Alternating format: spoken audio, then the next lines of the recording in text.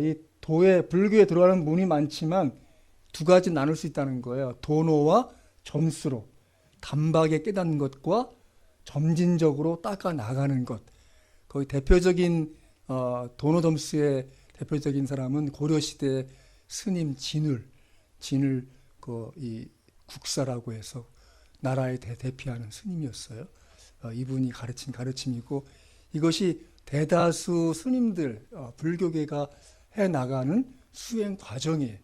왜 새벽에 일어나서 목탁을 두드리고 참선을 하고 뭐또 때때로 동안거 하안거 해서 겨울에 한 달 동안 말 그대로 요강 끌어안고 그 굴에 들어가서 또 여름에도 또 그렇게 하고 왜 그렇게 하느냐 그런 수행을 통해서 뭔가 깨닫기 원하는 거예요. 왜 살지? 어떻게 살아야 되지? 인간이 뭐지? 뭐 이런 깨달음. 사실은 불교는 그런 면에서는 철학적인 종교예요. 뭔가 신을 대상으로 믿는 그런 종교는 아니에요. 또 하나 도노 돈수가 있어요. 도노 돈수는 갑자기 단박에 모든 걸 깨달아 버렸기 때문에 수행이 필요 없다는 거예요. 그렇잖아요. 뭔가 다 깨달아 버렸는데 부처의 수준에 올랐는데 더 이상 무슨 수행이 필요하냐라는 것이죠. 그래서 그것을 이제 대표한 사람은 성철 스님. 성철 스님은 그 깨달음의 경지에 이르고자 8년 동안 정자부라. 그래서 누워서 잠을 안 잔 거예요. 깨달아 보려고. 8년 동안이나. 보통 인간이 아니죠. 근데 이제 뭐 지난번 잠깐 그쪽 부산 쪽에 계신 목사님 와서 얘기한 것처럼 말로는 조금 어려웠던 것 같아요. 그래서 대표적인 이 사람이 하는 말은 뭐냐 하면 산은 산이요, 물은 물이다. 뭐 그냥 그게 그거라는 거죠. 뭐. 근데 아무튼 이 불교 이 스님들이 가르침을 보면 지금 불교는 많이 좀 왜곡돼 있어요. 왜냐하면 여러분 혹시 절에 가보셨어요? 절에 가면 절 중앙에 제일 큰 그 불당이 뭐죠? 대웅전이에요. 대웅전. 대웅전은 말 그대로 부처를 모셔놓은 큰 그 불각이 바로 대웅전이에요. 근데 대웅전 뒤쪽으로 좌우로 대웅전 높이만큼 세워놓은 두 가지가 있어요. 하나는 삼신각 혹은 산신각 둘 다 비슷한 용어예요. 어떤 절에 가면 산신을 모신다고 해서 산신각으로 돼 있고 또 어떤 절에 가면 신을 모신다고 해서 삼신각이라는 것도 있어요. 또 하나는 칠성각이 있어요. 칠성각. 북두 칠성의 그 신들을 모신 각이 있어요. 그래서 이 삼신각과 칠성각이 있어요. 그건 왜 있는 거냐? 다른 나라에 없는 거예요. 우리나라에만 있는 거예요. 그거는 어쨌든 불자들이 와서 뭔가 깨닫기 위해서 절에 오는 게 대부분 아니란 말이죠. 뭐하러 와요? 나름 불공 드린다고 하면서 뭔가 자손들의 무병 장수를 위해서 또 그 앞날에 또 길을 열어주는 의미로서 불공 드린다고. 근데 그걸 대웅전에서는 그걸 그렇게 하면 안 되는 거예요. 그러니까 빌려면 저 삼신각에 가서 빌고 칠성각에 가서 빌어라 해서 만들어 둔 거예요. 우리나라의 무속 신앙을 반영해서 불교가 만들어 놓은 거예요. 그러니까 불교가 오늘날 우리가 보면 조금 많이 세속화되어 있는 걸 볼 수 있어요. 그런 면에서 불교가 많은 면에서 조금 그릇돼 있죠. 조금 더 정확히 말하면 불교는 도노하고 점수가 중요한 거예요. 뭔가 단박에 깨닫는 것과 점진적으로 수행해 나가면서 깨닫는 것. 그게 불교의 진짜 가르침이거든요. 그런데 그것을 좀 빗대어 보면 우리 예수 믿는 것을 생각해 보면 또 그런 면도 있습니다. 여러분, 그리스도인이 단박에 됩니까? 아니면 그리스도인은 차츰차츰 그리스도인이 됩니까? 그거 생각해 보셨어요? 근데 여러분이 지금 이해해야 될 개념이 있어요. 그걸 생각하기 전에 생각하기 있어요. 뭐냐 하면 여러분, 사람이 되려면 차츰차츰 사람이 됩니까? 아니면 단박에 사람이 됩니까? 정확히 말하면 여러분, 사람은 태어나면 사람인 거예요. 그 사람이 태어났으니까 사람인 거지, 사람 되려면 뭔가 더 수행을 해서 사람이 됩니까? 그렇지 않아요. 같은 의미에 그리스도인이 된다는 건 태어나는 거예요. 영적으로 태어나면 그리스도인이 되는 거지. 아이 그리스도인 되려니까 야 새벽기도 더 열심히 해야 되고 성경 열심히 읽어야 되고 묵상 열심히 해야 그리스도인이 돼. 잘못된 거예요. 다시 한번 정리할게요, 여러분. 따라합시다. 구원은 예수 믿음으로 그리스도께 속해집니다. 그게 구원이야. 그러니까 예수 믿으면 그리스도인이 되는 거예요. 다만 그리스도의 삶을 유지하려면 뭐 해야 돼요? 경건의 삶을 살아야 돼. 그러니까 내가 거듭나는 것이 내 의지로 되는 것이 아니죠. 내가 예수 믿는다면 그 믿는다는 것은 하나님의 특별하신 전폭적인 은혜 때문에 거듭나는 거예요. 그러니까 우리가 태어나려고 미리 엄마 뱃속에서 아빠와 엄마가 사랑을 해야 내가 태어날 때 그랬어요? 그런 거 아니에요. 그냥 그 두 분의 사랑의 결과가 내가 태어난 것처럼 하나님의 특별한 은혜로서 내가 그리스도인이 되는 거죠. 그리고 그리스도인다는 삶을 살려고 경건의 삶을 사는 것인데 그걸 성화의 과정이라고 그래요. 그러니까 구원은 하나님의 전폭적인 은혜로 그리스도인으로 태어나는 것입니다. 그것은 그리스도인 되려고 노력해 그리스도인 되는 거 아니에요. 그렇게 된다면 그건 잘못된 생각을 하고 있는 거예요. 바꿔 얘기하면 내가 지금 그리스도인이 아닌 것 같아. 그건 아직 거듭나신 것이 아니에요. 예수님을 믿는 믿음의 고백이 분명하지 않은 거예요. 예수 믿는 믿음의 고백이 분명하면 할수록에 그건 그리스도인이 된 거예요. 다만 믿음의 과정 속에 내가 그리스도인다운 삶을 살고자 한다면 성령이 내게 조명해 주셔. 그거 아니지 자식아. 예배 드려야지. 지금 TV 보고 누워있냐? 빨리 교회 가. 그런 마음을 주신단 말이에요. 그러면 그 마음 따라서 교회 나와야 되는 거예요. 그게 내가 성령을 통해서 조명받는 대로 내 의지를 그분께 굴복시키는 과정을 통해서 성령의 인도함을 받는 거룩한 예수님을 닮아 나가는 삶의 과정을 밟아 나가는 거예요. 이해하셨어요? 그러니까 우리 기독교는 돈옷 점수가 아니고 사실은 돈옷 돈수야. 불교적으로 표현하면. 그러면 우리는 단박에 그리스도인이 되지만 그리스도를 닮아가는 삶은 성령의 조명하심을 통해서 그 과정에 나간다. 그러니까 내가 완벽한 그리스도인이 될 수 있을까요? 미안하지만 여러분 우리 살아있는 동안은 불가능해요. 우리가 완벽할 수 없어요. 우리는 계속해서 내면적 갈등의 상황들을 직면하고 그 갈등 상황에서 무엇을 선택할까 하는 그 순간 그리스도께 순종하고 결단하는 훈련이 잘 되는 사람은 별 고민 안 하고 쉽게 해요. 하지만 순종이 안 돼 있고 훈련이 안 된 사람은 갈등의 시간이 길어. 그러면 하나님이 어떤 순간은 원하지 않는 상황에 밀어 넣으셔서 그분이 우리를 다루어 주시오 말이죠. 우리 그리스도인을 초기 우리 한국에서는 처음에 뭐라고 불렀을까요? 처음부터 그리스도인을 불렀을까요? 그렇지 않아요.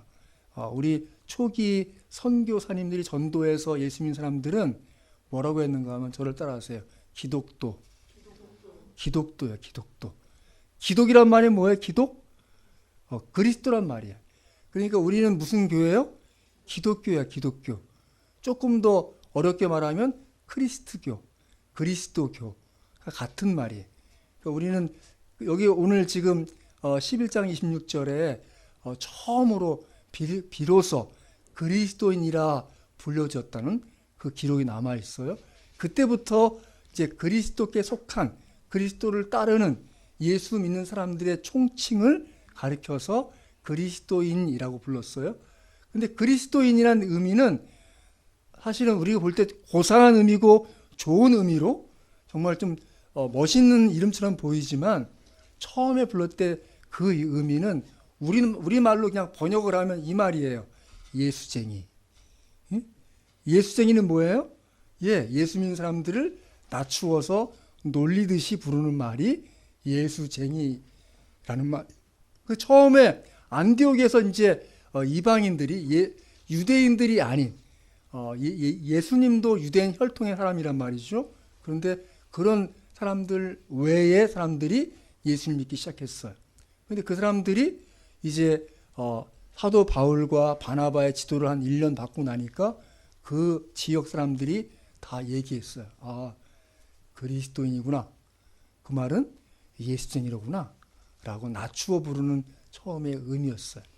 그러니까 이 말은 원어로 분석해 보면 그리스도라는 말은 크리스투스, 그러니까 예수 그리스도를 헬라어로 하면 예수는 이예수스야. 이예수스. 헬라어는 이예수스.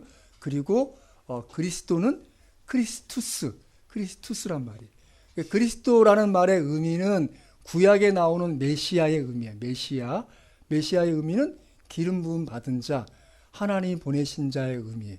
그런데 이 그리스도인의 그 원어적인 의미는 사실 헬라어가 아니에요. 정확히 말하면 크리스투스는 헬라어인데 그 위에 붙은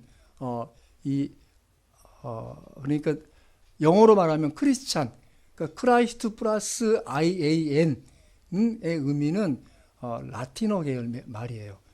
그리스도께 속해 있는, 그리스도께 속한의 의미가 그리스도인의 의미예요. 그러니까 그리스도인이라는 의미는 무슨 말입니까?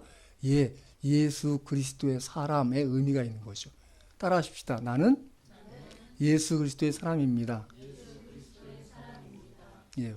예수 믿는다는 것은 우리의 그 소속 자체가 바뀌는 거예요. 어떤 의미가 있는가 하면 첫 번째로는 마귀의 자녀이었다가 하나님의 자녀로 바뀌는 거죠. 또 이 세상 나라에 속해 있는 존재에서 하나님 나라에 속해 있는 존재로 바뀌는 거예요. 또 죄의 종이고 죄의 종이었다가 의의 종으로 바뀌는 거예요. 또 마귀의 그 일에 쓰임받는, 마귀의 일에 쓰임받는 나쁜 도구였다면 이제는 하나님 나라를 위한 의의 도구로, 바로 의의 병기로 쓰임받는 거예요. 그러니까 나란 존재는 어떤 존재냐? 나란 존재는 내가 어디 있든 간에 내가 원하든 원하지 않든 내가 예수 믿습니다 하는 그 순간 예수님을 드러내는 존재고 예수님의 가르침을 드러내는 존재. 그러니까 예수 믿는다는 것은 내가 예수님께 속해 있습니다 라는 정체성에 따라서 그 삶을 살아나가기로 했습니다 라는 의미예요. 오늘 말씀을 보세요. 자, 사도행전 11장 먼저 19절 볼까요? 같이 한번 읽습니다. 시작. 그때에 스데반의 일로 일어난 환난으로 말미암 흩어진 자들이 베니게와 구브로와 안디옥까지 이르러 유대인에게만 말씀을 전하는데, 이 스데반의 일이 무엇인가? 그것은 바로 스데반의 순교의 장면이에요. 8장을 가면 스데반이라는 초대교회 집사 중 한 사람이 이제 처음으로 순교를 당해요. 그 순교를 당하는 그 일 때문에 이제 그걸 사건으로 기점으로 해서 처음에 세워졌던 예루살렘 교회 사람들이 흩어지게 돼. 이제 우리에게 핍박이 임하는구나. 피하고 숨자 하고 막 피하고 다닐 때 그 중에 일부 사람들이 이제 여기 안디옥까지 도망을 오게 돼서 거기에서 예수님을 증거합니다.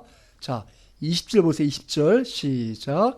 그 중에 구브로와 구네네 및 몇 사람이 안디옥에 이르러 헬라인에게도 말하여 주 예수를 전파하니 21절 있습니다. 주의 손이 그들과 함께 하심에 수많은 사람들이 믿고 주께 돌아오더라. 주 예수를 전파하니, 여러분, 예수님의 이름을 전파할 때 어떤 일이 일어납니까? 그 다음 말씀 보면 21절 주의 손이 그들과 함께 하심에. 여러분, 예수님의 이름을 증거하십시오. 전하십시오. 말하십시오. 증거하기 어려우세요? 단순하게 이렇게 생각하시면 돼요. 저를 따라하세요. 저는 예수님 믿습니다. 그것이 증거십니다. 그게 가장 기본인 거예요. 굳이 예수 믿어야 됩니다. 천국 가셔야죠. 지옥 가시면 안 됩니다. 이런 얘기 할 거 없어요. 그냥 자기 신앙을 고백함으로써 이미 예수님이 손에 함께 하시는 그 증거가 드러나기 시작합니다. 단순하게 저는 예수 믿습니다. 예수님 믿으시면 분명히 마음에 평안이 있고 삶이 달라질 것입니다. 그 정도만 해도 훌륭한 전도예요.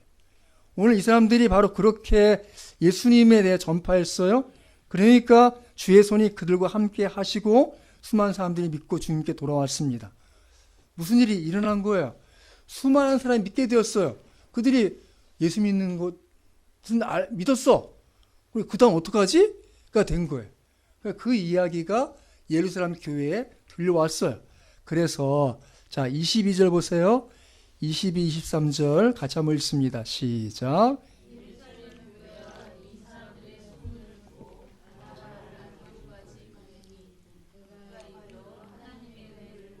기뻐하여 모든 사람에게 굳건한 마음으로 주와 함께 머물러 있으라 고나니. 그래서 예루살렘 교회가 파송한 사람이 바나바라는 사람이에요. 바나바라는 사람은 위로하다라는 사람이에요. 위로. 이 이름의 뜻은 위로하는 자.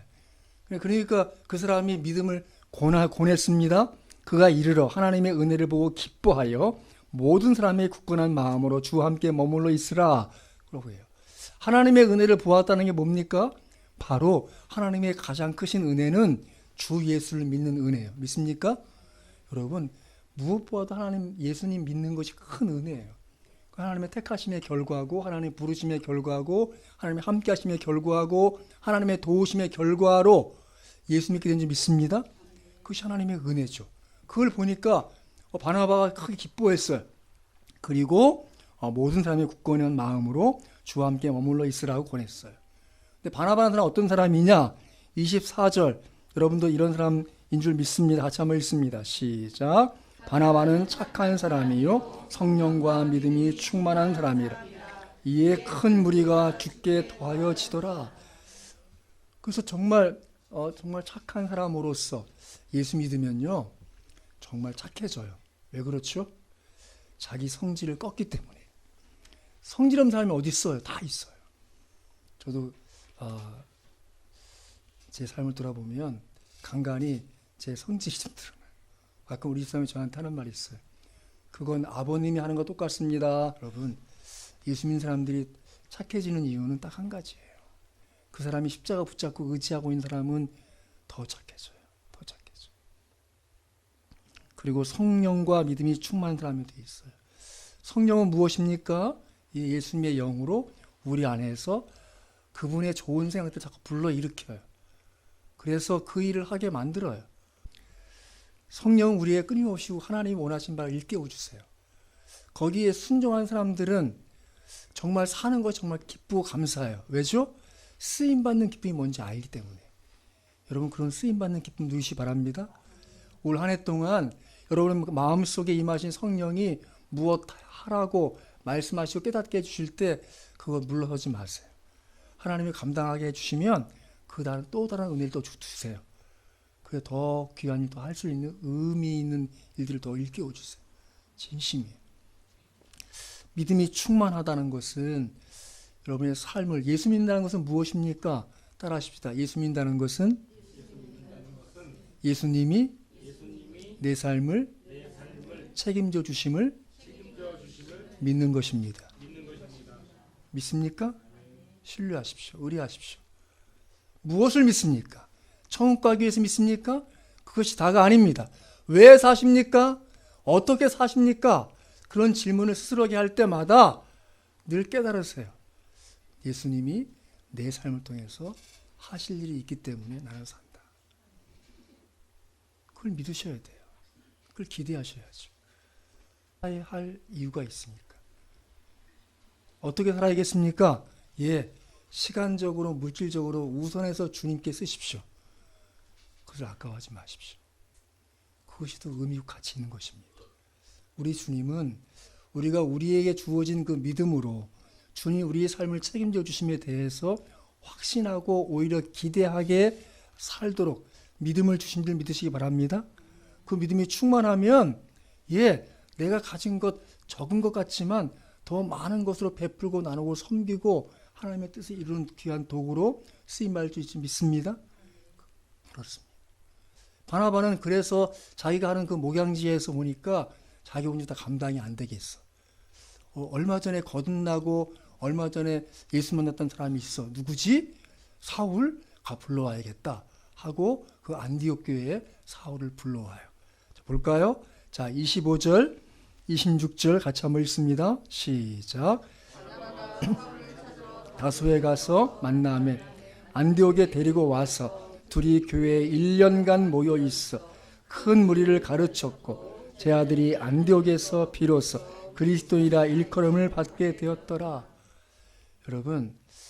여러분은 바울 사도가 위대해 보이십니까? 그렇죠, 위대하죠. 제가 앞서 말씀드렸지만 사도행전을 둘로 나눌 수 있습니다. 1장부터 12장까지는 성령의 강림과 그 유대인의 선교를 위해서 베드로가 귀하게 쓰임받아요. 이 11장이 전환장이 사실은 11장을 이 앞부분을 읽어보면 베드로가 왜 이방인 선교에 대해 별로 관심이 없으니까 하나님이 환상을 보여주세요. 그래서 큰 보자기를 보여주시고 내려주셔. 거기는 먹을 것이 많이 있는데 유대인으로서 못 먹는 음식이 있는 거야. 전 제 몸에 부정한 걸 안 먹습니다. 다시 또 올라가 또 내려왔어. 이것을 먹으라. 저 부정한 음식은 안 먹는다니까요. 또 올라가 또 내려왔어. 부정한 음식을 안 먹는다니까요. 하다 깨달은 거예요. 하나님이 이방인도 선교하게 만드시는구나 깨달았어요. 그게 바로 11장이에요. 그리고 나서 지금 이제 안디옥 교회, 이방인 교회가 처음으로 세워지는 거예요. 그러니까 교회 역사의 첫 교회는 바로 예루살렘 교회. 사도행전 2장의 성령 강림 후에 예루살렘에 있었던 많은 유대인들이 모여들고 예수 믿고 처음 교회가 세워지고 두 번째 교회가 세워지는 장이 바로 이 11장이에요. 11장. 그 11장에서 바나바가 이 안디옥 교회를 세워나가는 과정에 사울이 9장에서 거듭났거든요. 사울을 데려다가 같이 교회를 세우고 있어요. 그래서 이제 드디어 13장에 해외 선교가 시작되는 거예요. 선교사 제1호 선교사 바나바와 바울이 처음 선교사로 이제 13장부터 28장까지가 그 중심 인물은 바울이에요. 더 중요한 게 뭐냐 하면 그 바울이 바울되게 세운 사람은 바나바예요. 바나바. 응? 여러분이 선교하지 못해도 바울과 같은 사람이 선교 나가 있어요? 여러분이 바나바가 될 수 있어요. 바나바처럼 그의 선교를 도와주고 후원해줘서 바울이 바울되게 최초의 순회 선교사 바울. 응? 그래서 이 아시아 전 지역에 교회를 세우는 바울 말이죠. 그 과정이 지금 여기 짧은 구절에 써 있어요. 그래서 그 바나바가 사울을 데려다가 사울이 워낙에 박식한 이 구약의 말씀에 박식한 사람이고 그 당시에 학문에 박식한 사람인 걸 알기 때문에 데려와서 함께 1년 동안 안디옥에 있는 성도들을 잘 가르쳤어요. 뭘 가르쳤을까요? 자, 마태복음 보세요. 마태복음 28장. 마태복음 28장.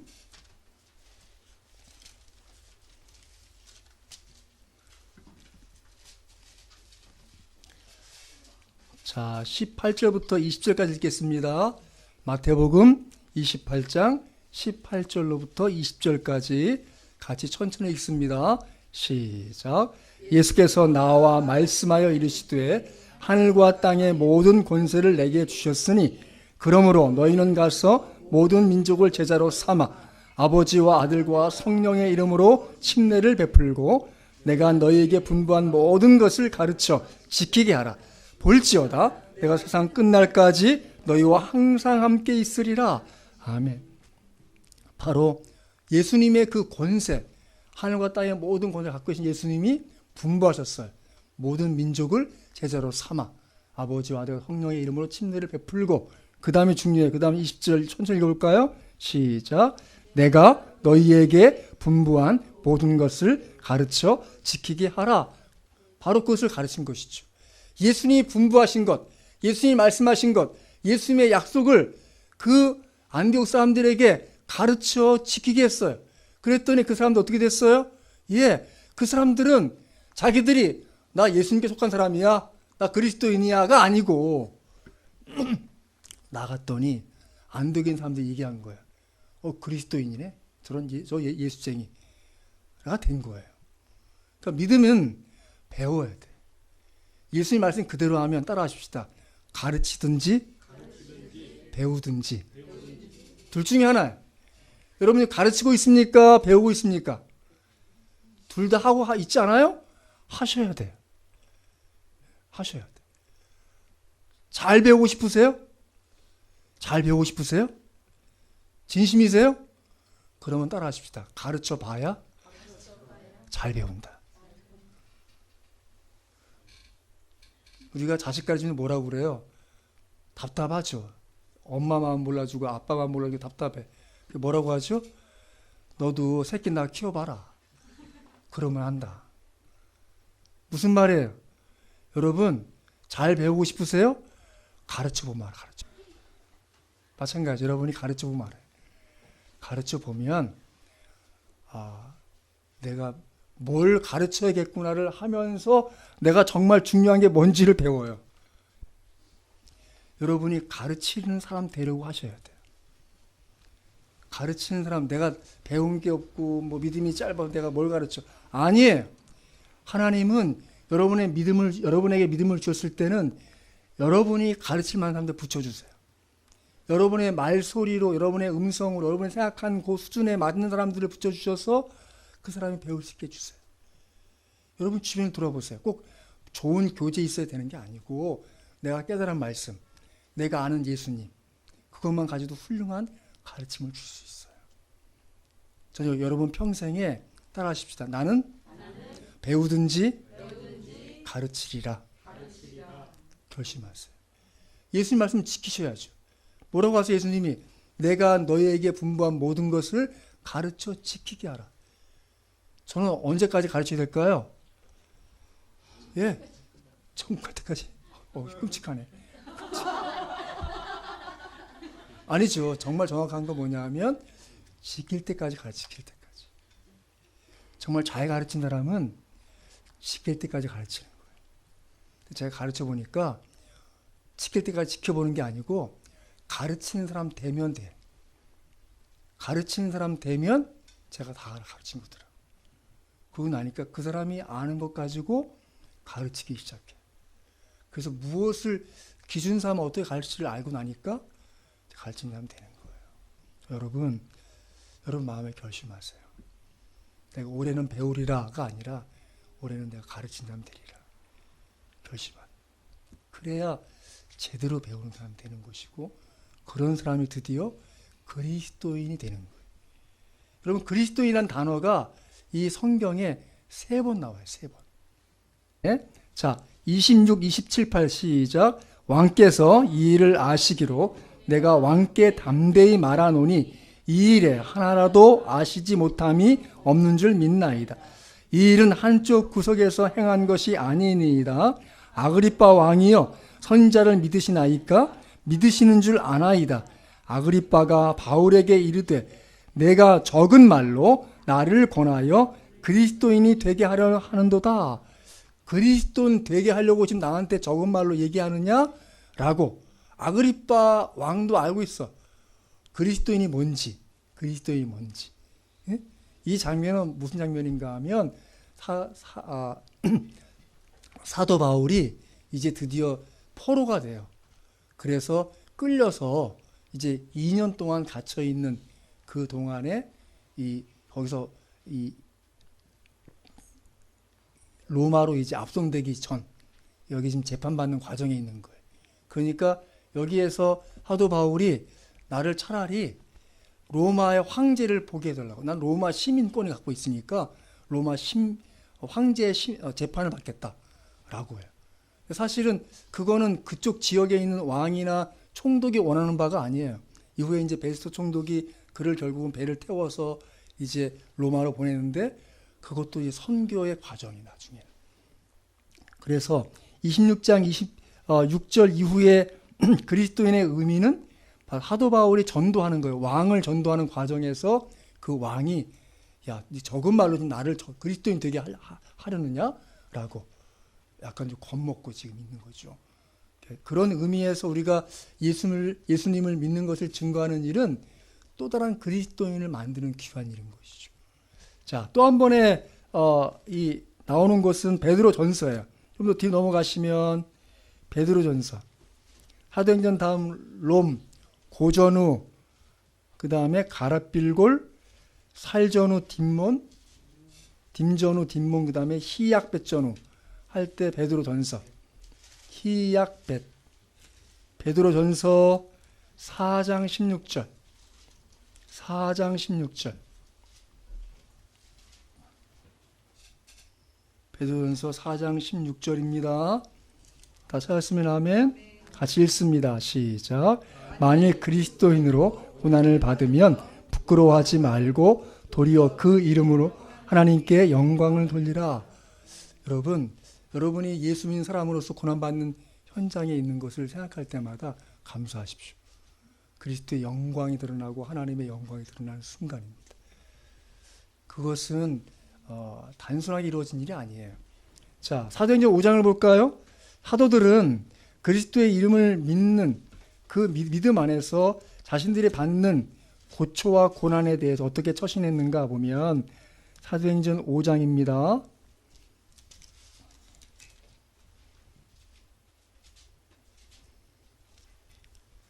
자, 사도행전 5장 41절, 42절 보겠습니다. 40절부터 볼게요.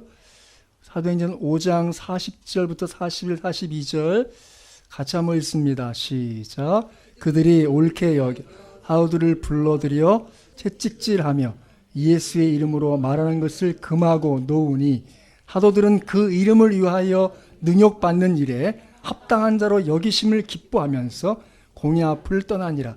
그들이 날마다 성전에 있든지 집에 있든지 예수는 그리스도라고 가르치기와 전도하기를 그치지 아니하니라. 아멘. 여러분, 기독교의 역사는 예수는 그리스도라 가르치기와 전도하기를 그치지 않았기 때문에 여기까지 온 거예요. 믿습니까? 우리 교회의 사명은 무엇입니까? 예수는 그리스도라 가르치기와 전도하기를 그치지 않는 사명인 줄 믿습니다. 우리의 믿음의 그 사명은 거기에 있는 거죠. 더 중요한 게 있어요. 그래서 보면 이 사도들은 지금 예수님의 이름으로 말하는 것 때문에 채찍을 맞습니다. 41절에 보면 사도들은 그 이름을 위하여 능욕받는 일에 합당한 자로 여기심을 기뻐하면서 공의 앞을 떠나니라. 능욕받다. 이걸 영어로 찾아보니까 여러분, 은혜가 영어로 뭐죠? 그레이스야, 그레이스. 능욕은 D-I-S, 디스그레이스야. 은혜의 반대야. 무슨 말이에요? 수치를 당하고 모욕을 당하다는 뜻이에요. 여러분, 예수 믿는 사람들이 성숙했는지 성숙하지 않았는지 어떻게 합니까? 딱 그 사람을 대접해 주지 않으면 알아요. 당연히 대접받아. 나 집사인데, 나 목사인데, 나 전사인데, 무시를 당하는 순간 그 사람의 믿음이 드러나는 순간이에요. 내가 지금 직장에서 7년차, 8년차인데 이직백에 대우 안 해줘? 7년차 대우 안 받는 것 때문에 열받으면 따라하세요. 내가 성숙이 덜 됐구나. 이해하셨어요? 당연한 대접을 못 받는 순간에 그 사람의 신앙이 드러나는 거예요. 지금 사도들은 하나님의 아들을 믿는 믿음으로, 당연히 하나님의 아들을 믿는 믿음으로 대접받아야 돼요. 그렇잖아요? 천국 복음을 증거하는 자예요. 하나님 나라 일을 성취하는 가장 최첨단에 서 있는 사람들이. 그런데 그들이 지금 채찍 맞고 있어요. 그것을 은혜로 아는 사람들이 되는 거죠. 지금 디스그레이스의 순간에 그들은 그레이스를 누리고 있다니까? 여러분의 삶에서 디스그레이스한 순간에 그레이스를 느끼지 못하면 미안하지만 여러분, 성숙이 덜 된 거예요. 여러분, 따라하십시다. 내가 대접받아야 할 순간 대접을 양보하게 주옵소서. 믿습니까? 예. 제가 주일마다 참 부끄러운 순간은 우리 성도님이 커피를 다 주셔. 몸둘 바를 모르겠어. 지금 내가 나이 어린 내가 지금 이 커피를 받아 먹어야 되나 막. 주여 아버지. 여러분이 지금 하고 있는 일 속에서 대접 못 받고 계세요? 그 순간이 지금 디스그레이스한 순간이에요. 하지만 여러분, 그 순간에서 그레이스를 느낄 수 있어야 돼요. 믿습니까? 매 순간마다 깨달으세요. 그런 사람이야말로 그리스도인이라 칭함받는 사람이에요. 예수 그리스도의 이름을 통해서 받는 능력을 당연하게 여기고 오히려 기쁘게 여기는 그 사람. 그 사람은 디스그레이스한 순간이에요. 하지만 그 사람의 심령에는 그레이스가 있는 거예요. 여러분들이, 우리 교회가 대접받는 것을 포기하는 사람들이 많길 바라요. 저부터. 그래야 우리 교회가 그레이스한 교회야. 믿습니까? 여러분, 올 한 해 우리가 디스그레이스한 순간을 당연하게 여깁시다. 믿습니까? 그때야말로 그리스도 이름이 드러나는 순간에 이 사람이 이런 수모를 겪고도 왜 참지? 왜 그걸 감사하게 여기지? 왜 기쁘게 여기지? 왜냐하면 내 안에 그리스도 예수의 이름이 있기 때문에, 그리스도 예수의 그 생명이 있기 때문에 나는 감수하고 감사할 수 있다고 믿습니다. 할렐루야. 예, 참기 힘들죠.